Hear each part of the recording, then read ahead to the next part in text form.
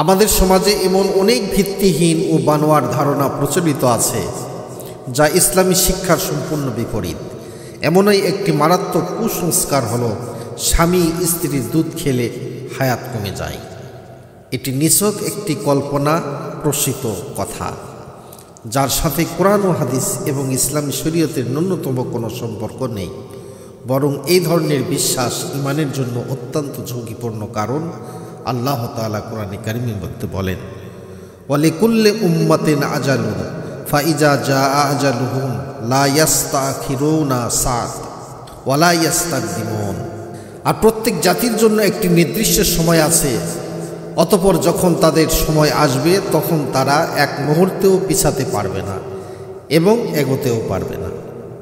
আল্লাহ তাআলা আরও বলছেন, আল্লাহু ইয়াতাওয়াফাল আনফুসা হিনা মাউতিহা।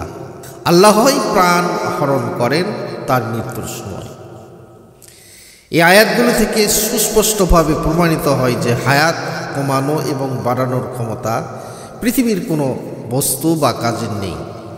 স্ত্রীর দুধ পান করলে হায়াত কমে যায়, এ ধারণাটি কোরআনের একটি অকাট্য ঘোষণা, সরাসরি বিরোধী।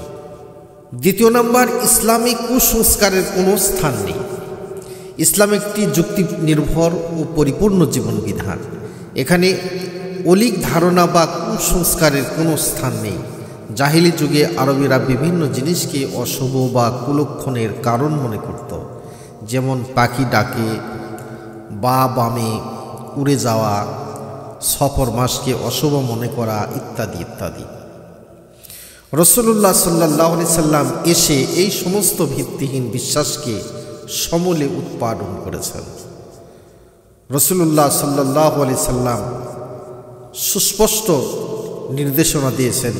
হযরত আবু হুরায়রা রাদিয়াল্লাহু তাআলা থেকে হাদিসটি বর্ণিত, রাসূল পাক সাল্লাল্লাহু আলাইহি ওয়াসাল্লাম বলেছেন, লা আদওয়া ওয়ালা তিরাতা ওয়ালা হামাতা ওয়ালা সাফারা।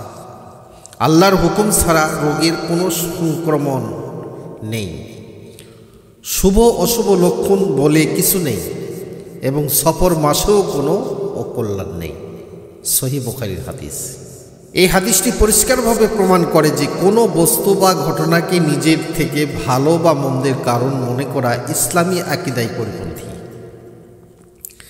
স্ত্রীর দুধ পান করাকে হায়াত কমার কারণ মনে করাও ঠিক একই ধরনের একটি জাহিলি কুসংস্কার, যা থেকে প্রত্যেক মুসলিমের বেঁচে থাকা অপরিহার্য।